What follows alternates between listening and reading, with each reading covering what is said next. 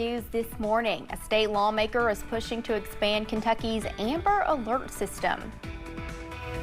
And President Trump is expected to visit northern Kentucky on Wednesday. We'll tell you why. Dedicated to eastern and southern Kentucky, this is WYMT Mountain News this morning.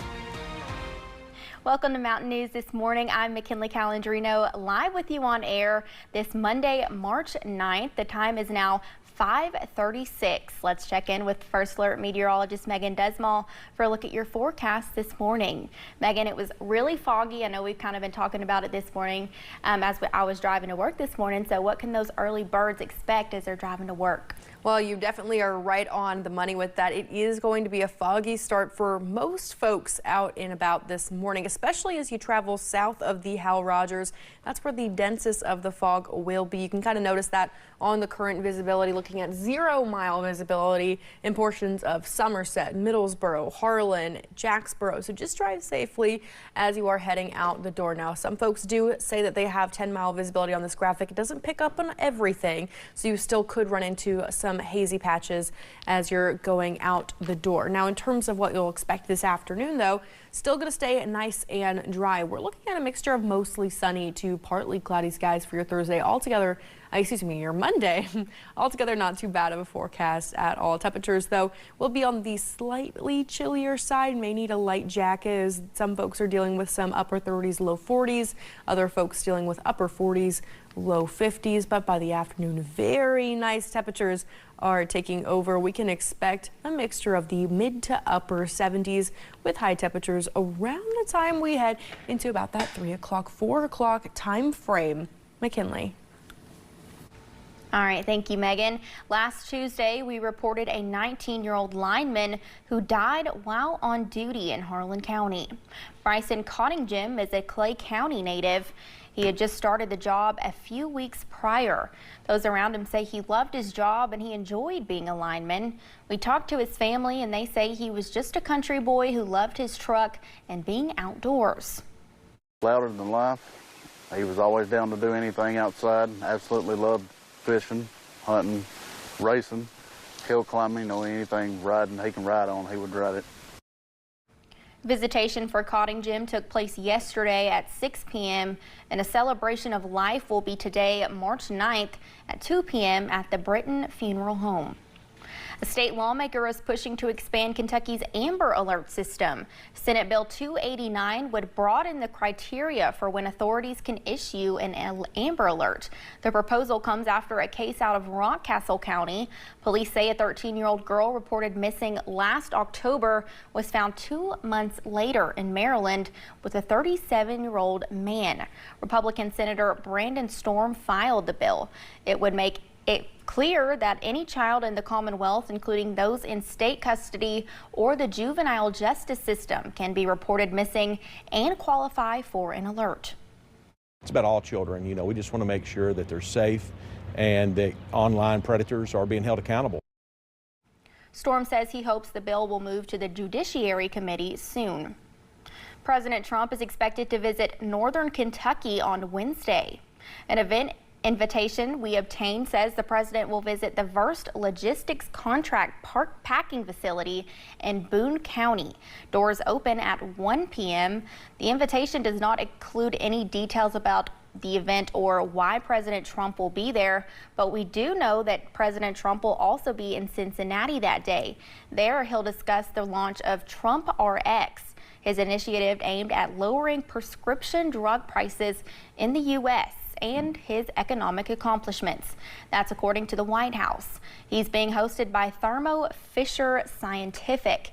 It'll be his first time back in the city since being sworn in as president last year. As we lead up to the May primary election, most new voters who registered last month rejected the two major parties. Secretary of State Michael Adams says of 26 net new voters, nearly 2/3 registered under other political affiliations. Most of them registered as independents, while the state gained 6,700 new voters. 4,100 were removed from the voter rolls. Adams says 3,400 of them have died. Roughly 300 were felony convicts. 237 people moved out of state, and 23 were non-citizens, and 18 of those were duplicates. Republicans currently make up 48% of the electorate, 41% in Democrats, and 11% are other political affiliations. Lawmakers at the state capitol are considering a new bill aimed at bringing more transparency to child custody cases. House Bill 914 would require social workers to wear body cameras to record interviews with children. Representative Josh Calloway says there's been some concerns raised that more is needed to document evidence, especially in custody cases. Like removing custody of a child from a parent, that's one of the most serious things that is done in our society. And so we just want to make sure that we have everything covered. The bill would also require the Health Cabinet to submit an annual report to the Legislative Research Commission on the number of children removed from homes and the average caseload. There's no word on when the bill will be heard in committee. A Senate amendment aiming to make changes to Dolly Parton's Imagination Library program has been withdrawn. The program provides free age-appropriate books to children every month from birth to age 5. Senate Joint Resolution 54 would expand enrollment in the program across Kentucky, including in the foster care system. Senator Michael Means filed an amendment to that resolution that would strip state funding to the program. Friday morning on the Senate floor, he withdrew the proposed amendment. A judge has denied a motion asking him to step down in a high-profile Eastern Kentucky murder case. Special Judge Christopher Coron will not rescue himself in the case against former Letcher County Sheriff Mickey Steins. Steins is accused of killing District Judge Kevin Mullins in September of 2024.